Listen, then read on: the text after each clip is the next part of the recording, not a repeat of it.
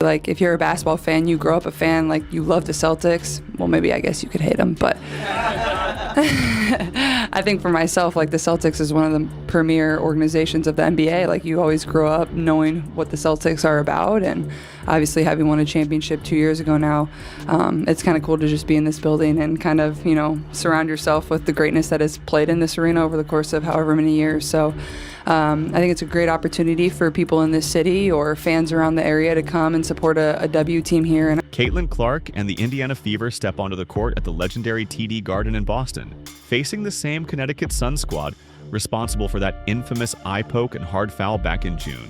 But this time, the scene was completely different. Over 19,000 Fever fans packed the arena, turning what should have been an away game into Indiana's personal home court. And what happened next? Nobody saw it coming. Caitlin Clark didn't just have a good night, she made history. In one electrifying performance, she broke not one, not two, but 3 WNBA records. And in the final 5 minutes, Clark single-handedly outscored the entire Connecticut Sun roster. It's the kind of moment that gives you chills. If you're riding with Caitlin Clark and the Indiana Fever, show your support in the comments with, "I've got the Fever, let's go." And I know their game last year had great attendance and great energy, so I'm expecting the same tonight. But for myself, like, you don't take these opportunities for granted. Like, it's always fun to go to a new arena and a new place and enjoy it, and I, you know, expect the same here tonight. The last time these two teams clashed, it wasn't about basketball skills, and it was about headlines for all the wrong reasons. Jacy Sheldon's eye poke and Marina Mabry's hard body check on Caitlin Clark turned June 17th into anything but a normal game. That night became a perfect example of just how ugly things can get on the court when the refs lose control. The physicality spiraled fast. Scuffles broke out, ejections were handed down, and chaos ruled the game. But through it all, Caitlin Clark took the brunt of it. A beating so brutal, it sparked a massive conversation across the basketball world about player safety and the WNBA's officiating standards. Third quarter we go. They're trailing by 10. Keep an eye on her and Jacy Sheldon. Clark trying to back her down. Clark is okay. Sheldon fouls Clark, hitting her in the face. Clark is upset about that. Then everybody's upset about that. Marina Mabry comes in. She decks Clark, tempers flaring on both sides. Fast forward to TD Garden, and you could practically feel the tension hanging in the air. This wasn't just another game on the schedule anymore. This was personal. Caitlin Clark stepped into that iconic arena with one thing on her mind. Everything that went down the last time they faced the Sun. She hadn't forgotten a single moment. Every cheap shot, every dirty foul, every time the officials turned a blind eye.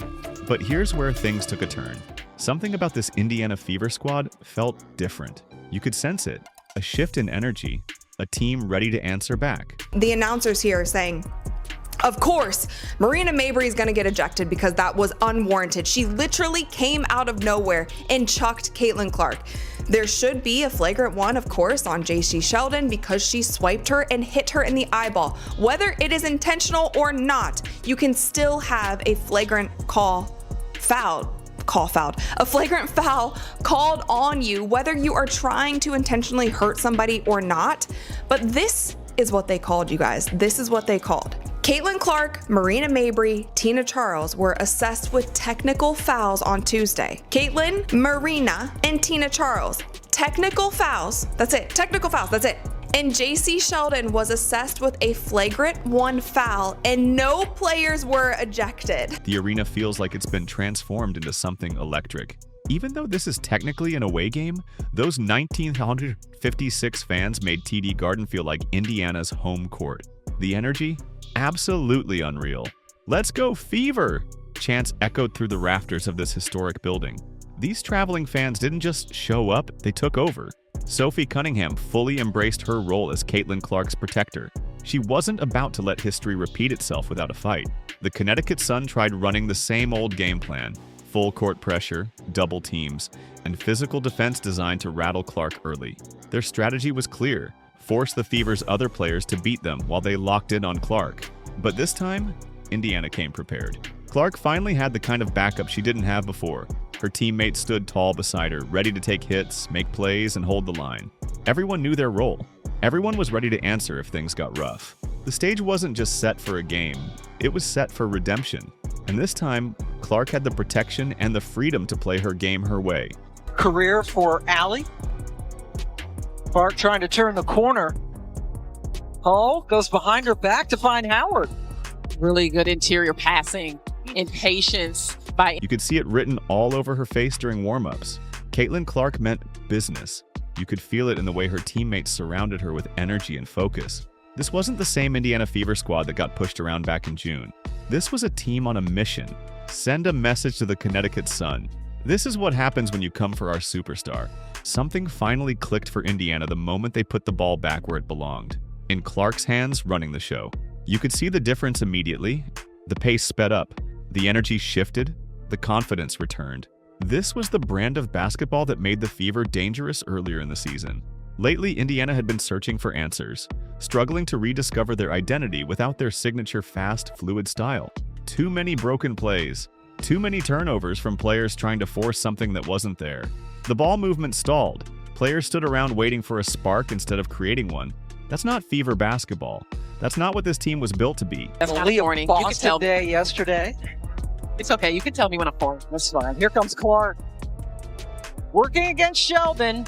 Slices in. Her, but deceptively, she is so quick and fast getting to the rim. Right here, gets up the floor with some force here. Jacy Sheldon doesn't even have the chance to react. The Connecticut Sun's defense came in with one goal: throw Caitlin Clark off her game.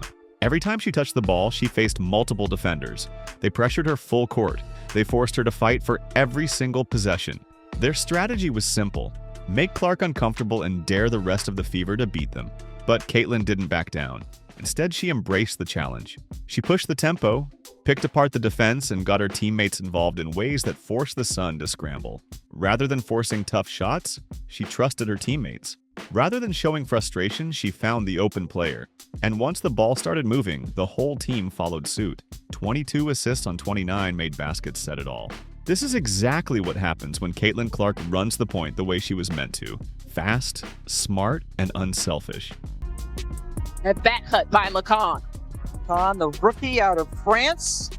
And it didn't take long for Indiana to strike back. That is after a Kelsey Mitchell catches fire, dropping 20 points with ease. She's getting wide open looks thanks to Caitlin Clark's playmaking, which is creating scoring chances for everyone on the floor. The Sun no longer have the luxury of helping off Mitchell. Not when she's knocking down shots from all over the court. Her scoring becomes the perfect complement to Clark's vision and passing. Meanwhile, Natasha Howard is dominating the paint. She racks up 18 points and 13 rebounds, taking full advantage of a defense that's stretched thin, trying to cover too many weapons at once. She's grabbing boards, finishing through contact, and making it look easy down low. This is what a balanced attack looks like. When multiple players are locked in, the defense can't afford to key in on just one star. And that's exactly why the Fever's offense is firing on all cylinders.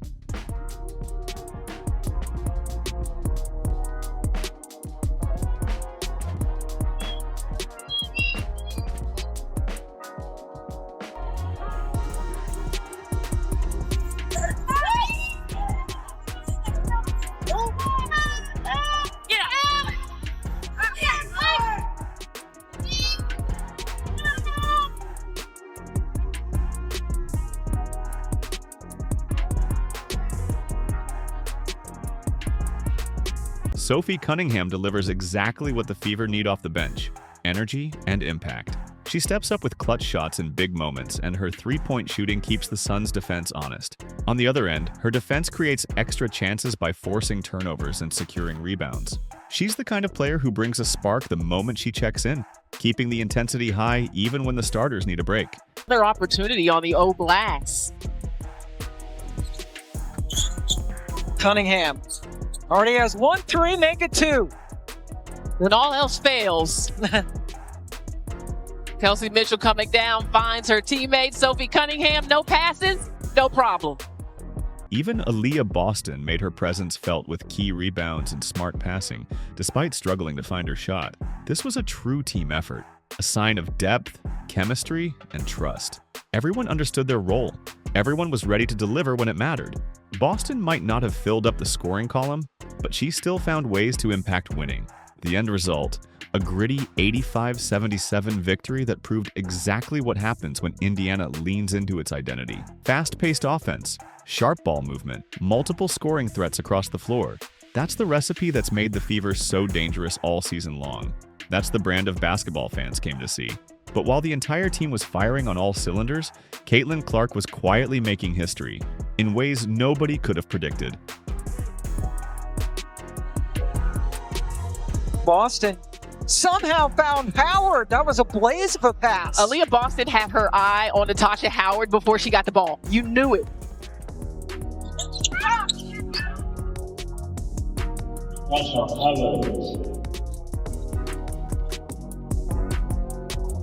While all eyes were locked on how the team was performing, Caitlin Clark was quietly chasing history in the background. 3 different WNBA records were within her reach, and almost nobody realized it. With every assist, every deep 3, and every game where she piled up 5 or more dimes, the numbers were adding up. Fans didn't even realize they were watching something historic unfold right in front of them. Take a look at the stat sheet and you'll see why it flew under the radar. Clark's shooting numbers weren't pretty. Just 4 of 14 from the field and 1 of 7 from beyond the arc. For most superstars, that kind of stat line spells a rough night. But here's where things get interesting. Clark's impact wasn't about shooting percentages. What she accomplished on that court was historic, and it went far beyond the box score. And Sheldon is going to keep the pressure on Clark. You see Tina Charles with the responsibility of guarding Aaliyah Boston. High hedge on the ball screen on Clark. Inside perfectly. One thing you know about Tina Charles, she has every shot in her arsenal. Now Sheldon, the height disadvantage against Howard. Yeah, good recognition. The first record fell quietly without much attention. Caitlin Clark officially became the fastest player in WNBA history to reach 450 career assists. And she did it in just 53 games. When you really think about it, that's flat out unbelievable. To give this achievement some perspective, the previous record holder was Ticha Penicheiro, who set the mark back in the late 90s. She needed 62 games to hit that milestone. Clark crushed that record by a full 9 games. Now, 9 games might not sound like much on paper, but in a league where every assist is earned, that's a massive gap. It's the kind of stat that proves Clark isn't just great, she's changing the standard. Yeah, you were announced today to obviously be in the three-point contest. Just what went into that decision? What does it mean to do it for the first time in front of the fans in Indiana? Yeah, I mean, not much went into it other than yes, I guess. Obviously, it's exciting. I've never participated in a three-point competition before, never practiced before, so just go out there and have fun. I think the lineup of people competing is tremendous. So more than anything, it's just going to be really great for our league and for women's basketball as a whole, just to have a lot of fun and experience that. So yeah, I'm just excited. I think Friday, the skills competition, and that will be a really exciting time, and we'll lead right into Saturday of a really great game as well. But that wasn't the only record Caitlin Clark broke. She also became the fastest player in WNBA history to hit 150 career three-pointers. This milestone highlights exactly why she's such a nightmare for defenses. She's not just a passer. She's not just a scorer. She's a complete offensive threat who can punish you in multiple ways from anywhere on the floor. The speed at which she racked up those threes shows just how quickly she's adjusted to the professional game, faster than anyone could have imagined. And then there's the third record, arguably the most impressive of them all. Clark extended her streak of 5 or more assists to 40 consecutive games, the longest stretch in WNBA history. 40 straight games of elite-level playmaking, 40 straight games of making her teammates better, 40 straight games of proving she can run the offense, even when her own shots aren't falling. Offensive rebound by Nelson Adota, and this time she was stuffed by Howard. Hull spots up and nails it. The most unbelievable moment came in the final 5 minutes. Caitlin Clark outscored the entire Connecticut Sun by herself. Let that sink in. One player outscoring an entire team. When the game was on the line, Clark took over. She found her rhythm when it mattered most and reminded everyone exactly why she's built different. Breaking 3 records in a single night only proves what we already knew. Clark's impact goes way beyond just putting points on the board. She's a complete player. She makes everyone around her better. She creates opportunities that weren't there before. She changes the game simply by stepping on the floor. But just when it felt like this night was shaping up to be perfect, one play shifted the entire mood of the victory. Brutal. That's all you can say, and the look on Caitlin Clark's face said it all. After she clearly tweaked her groin in the Fever win over the Connecticut Sun in what has been an injury-riddled season for Clark. And whether it was pain or frustration or a combination of both, you could see it weighing on her. In the final minute of what should have been a flawless night, everything changed in an instant. Clark dished a perfect pass to Kelsey Mitchell for an easy bucket. But then something wasn't right. She immediately grabbed at her right leg, wincing in pain. You could tell right away something was off. As she made her way to the bench, she looked nothing like the confident, fearless version of herself we're used to seeing. Right here, she explodes, makes the backdoor pass, and immediately grabs the inside of that right leg. Yeah. It looked like Clark had aggravated her right groin again, the same injury that's been bothering her recently. This wasn't just a minor tweak. This was the same issue that's kept her sidelined before, the same spot that's been nagging her all season long. And you could tell by her reaction, this was serious. The cameras caught it all. Her visible frustration, the pain written all over her face, and the tears she tried to hold back while sitting on the bench. Clark looked devastated. This is a player who rarely shows this kind of emotion during games, and that made the moment hit even harder. 1 minute she's making history, the next she's fighting back tears on the sideline. Timeout.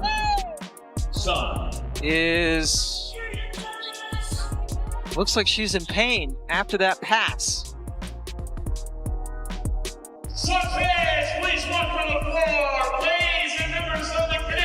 She had been dealing most recently with a groin injury.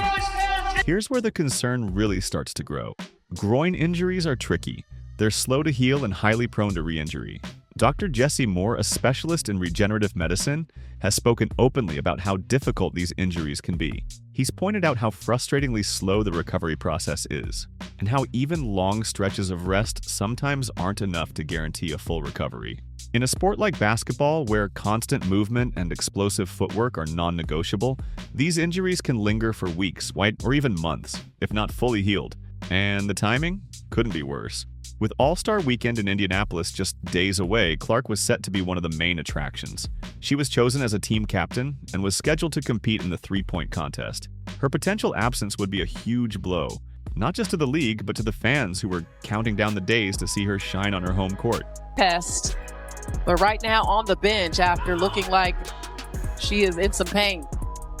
What should have been a night of celebration ended with uncertainty surrounding Caitlin Clark's health and her status for the league's biggest weekend. Instead of the focus being on her record-breaking performance and Indiana's third straight win, the injury cast a shadow over it all. Coach Stephanie White didn't offer many details post-game, simply saying that Clark felt something in her groin and would undergo further evaluation. No update. Just felt a little something in her groin, so we'll get it evaluated and see what happens from there. Yeah, just kind of to follow up on that, looked like she was kind of grabbing at her right groin area. Is that the concern? Yeah, if that's the one she was grabbing at, I don't know which one it was, but yeah, I mean, that's it. Caitlin Clark's night was the perfect snapshot of the highs and lows of professional sports. On one hand, history made with 3 WNBA records shattered in a single game. On the other, tears on the bench in the final minute, with her health now in question. That's basketball, raw, emotional, and unpredictable. The Indiana Fever showed they can win when it matters most. This third straight victory was a reminder of what they're capable of when they play their brand of basketball. But let's be real, their success is still tied directly to the health of their superstar. Without Clark running the offense, this team simply isn't the same. As fans, we celebrate her breaking record, but we're also holding our breath, hoping she's ready for All-Star Weekend. Drop your well wishes for Caitlin's recovery down in the comments. Don't forget to like, subscribe, and turn on notifications so you never miss a single update. Click the video on your screen now, and we'll see you in the next one.